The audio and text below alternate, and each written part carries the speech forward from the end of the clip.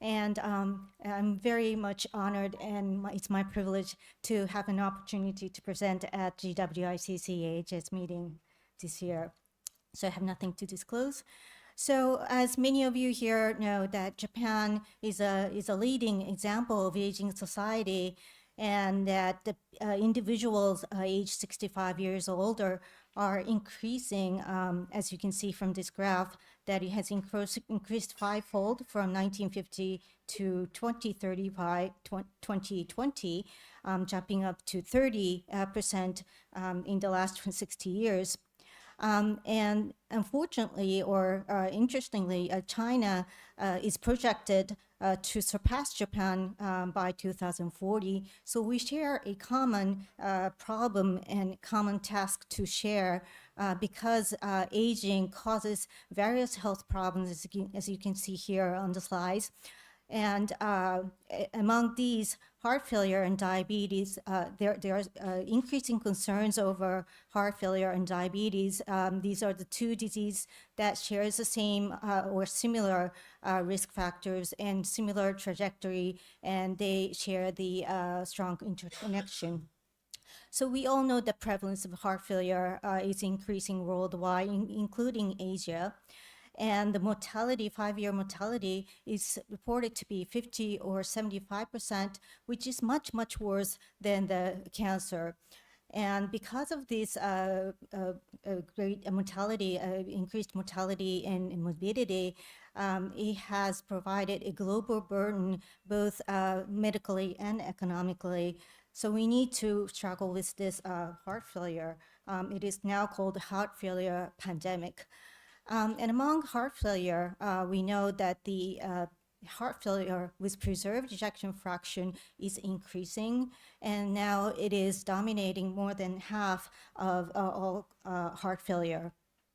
And that poses a challenge because heart HFpEF is very heterogeneous population, and they have worse prognosis. And until recently, there has not been any drug that has effectively shown to reduce heart failure. So extensive effort has been spent on identifying or characterizing this patient's characteristic in this very difficult population. And with the introduction of some of the anti-hyperglycemic drug that I will talk about later, the focus has now been shifted to obese and cardiometabolic, including diabetes. So I will first focus on diabetes because diabetes and heart failure are very closely associated. Anti-hyperglycemia state will lead to atherosclerosis, increase in inflammation, and microvascular dysfunction via age or rage pathway, or in conjunction with other comorbidities such as hypertension, dyslipidemia, or obesity or smoking. And that leads to ischemic heart disease, cardiomyopathy, arrhythmia, kidney disease, and ultimately to heart failure. Excuse me. And we know from previous study that lowering A1C does not lower MACE.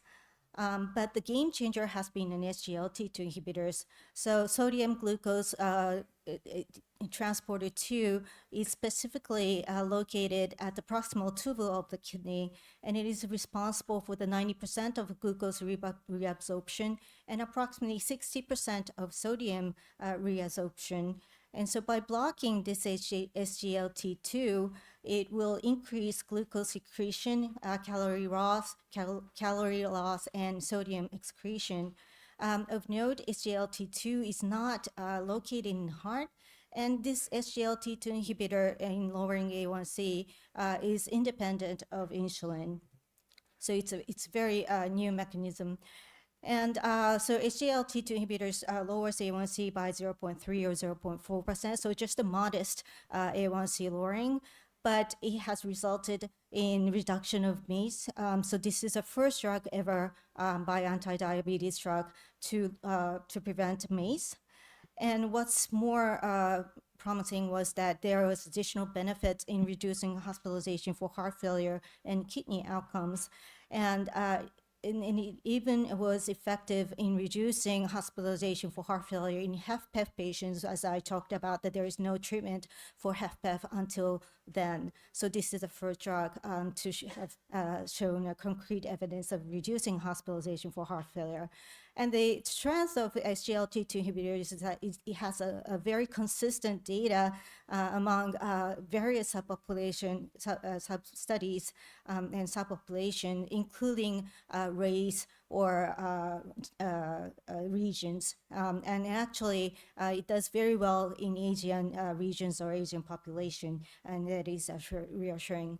And probably this is the most intriguing data for most of us, is that SGLT2 inhibitor, the effectiveness of SGLT inhibitors in reducing hospitalization for heart failure was similar, or if not identical, in patients regardless of diabetes status. And that was probably very surprising to many of us. And he has now earned a class 1 indication for HFpEF as well as HFrEF at the ESC the last 2 weeks ago. So what have we learned from this drug? I think we have learned that the cardiovascular effect of SGLT2 inhibitors is independent of insulin or blood-lowering effect, and we need to really change practice in type 2 diabetes treatment. We no longer have to focus on A1C lowering. It is important, but that's not all. We need to look for additional benefit. We need to modify treatment to seek for additional benefit. And also, SGLT2 inhibitors have provided new approach and insights to HFpEF treatment. So that is very interesting. There are many ongoing studies as to assess the mechanism of lowering a heart failure hospitalization in this population. And the search for mechanism of heart failure reduction moved the field forward and led to a new approach to heart failure. I think we have been focusing too much on heart itself for last decades or so, but more attention we realize that more attention is needed for example, cardio-renal link and metabolic alteration or inflammation or brain-heart immune link. Now there's much attention in immunity. There is a field that is called cardioimmunology that is on the rise. So I think it will be a very interesting field to move forward. So what about the obesity? So we know that obesity is more prevalent in the US or in some other countries such as South America or South Africa, and a lot of us think that obesity is not such a problem in Asia. But actually, the prevalence of obesity is increasing in Asia as well. Into 2035, it is expected to surpass 200 million, so that is a problem. And more problem is that the prevalence of obesity in children and adolescents are increasing, as you can see from the slides. And over 340 million children and adolescents aged 5 to 19 were overweight or obese in 2016. And almost half of the children under 5 who were overweight or obese lived in Asia. So we have a lot of tasks to tackle. Because it produces various health risks, such as type 2 diabetes and heart failure, among many. And GLP-1 receptor agonist has been the focus of attention in this field.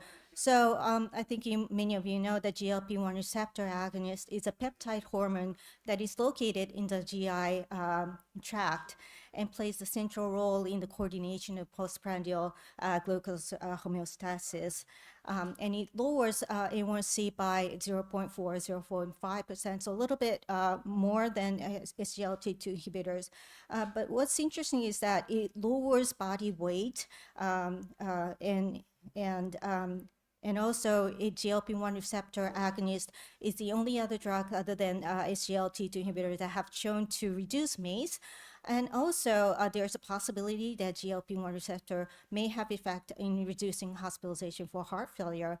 Now, the GLP-1 receptor agonist trial results for GLP-1 receptor agonists is very homogeneous, probably due to long-acting or short-acting. So we have to see more data. But what was hot topic at the ESC this year, 2 weeks ago, was this trial. It's called the STEP-HFpEF trial, which assessed GLP-1 receptor agonist semaglutide 2.4 milligram versus placebo in patient with preserved ejection fraction and obesity and without diabetes. So that was a very interesting trial that is being presented by my friend Dr. Kosiboro. So it was not an outcome trial, but it has shown that it improved symptoms as assessed by KCCQ. And it's also, as you can see there's a significant reduction in body weight. So GLP-1 receptor agonist, it started out as anti-diabetic drug, but now it's moving its way into anti-obesity drug, and it's a blockbuster, and we cannot get a hold of them in Japan. And what was interesting was that, as I said, this is not a cardiovascular outcome trial, but they have collected heart failure outcome, and as you can see, that there was a significant heart failure reduction by administering semaglutide. Now, you have to be very careful because, as I said, the trial was not a cardiovascular outcome trial, and there were only 14 events, so the trial was not powered to assess this outcome.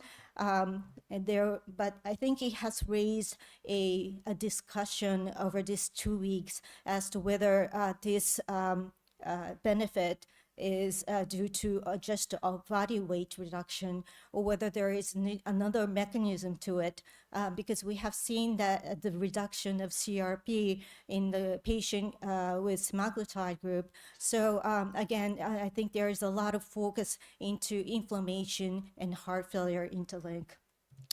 So there will be ongoing trial, SELECT trial, which is a cardiovascular outcome trial that will be presented at the later this year, which will be looking at semaglutide in patients with obese and overweight.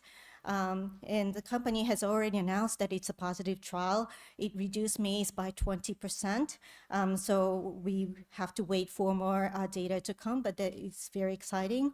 And just yesterday, so it has been reported in New England Journal of Medicine that semaglutide in early type 1 diabetes led to elimination of prandial insulin in all patients and basal insulin in most, along with improved glycemic control. So this is very interesting, and I think it has a potential. I'm sure the company will invest more in doing larger trial, but this may have the potential to completely change the treatment of type 1 diabetes and perhaps improve cardiovascular outcome. So looking ahead, I think many of the speakers have talked about early intervention, and this is the same with obesity or diabetes. So there are a move to initiate either SGLT2 inhibitors or GLP-1 receptor agonist in patients in younger generation, and this may put and there. I think we can discuss about it later, but if the SGLT2 inhibitors or GLP-1 receptor agonists have the cardiovascular disease benefit, it may bring a more beneficial aspect, maybe greater than the side effect itself. So as heart failure increases, we are moving toward early intervention and upstream intervention. So to treat heart failure, you need to treat diabetes. And to treat diabetes, so to prevent diabetes, you need to prevent obesity.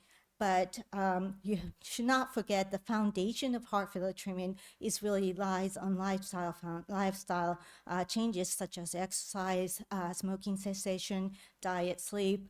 Now, this is not an easy task, we all know that, but with the initiation of AI or wearable devices, I think we are doing much better, and we are having a tool to tell to confirm with the patient that prevention lifestyle changes needed to prevent complication and to improve mortality and to maintain quality of life. So in summarize, I like to say that heart failure, especially HFpEF, is on the rise, particularly in Asia. So we share a common task, and diabetes and obesity stand as potent risk factors for heart failure and should be actively addressed. The treatment of diabetes should strive for added benefits beyond reducing A1C levels. And SGLT2 inhibitors and GLP-1 receptor agonists represent the only drug classes with the demonstrated cardiovascular benefits. And while SGLT2 inhibitors are predominantly acknowledged for their role in heart failure and CKD, GLP-1 receptor agonist has broadened its scope to include weight loss therapy and has paved the way for new possibility in the field of heart failure. So, but despite the advance in pharmacological intervention, I think lifestyle change should remain as a foundation therapy for heart failure. Thank you so much for your attention. Thank you so much for having me.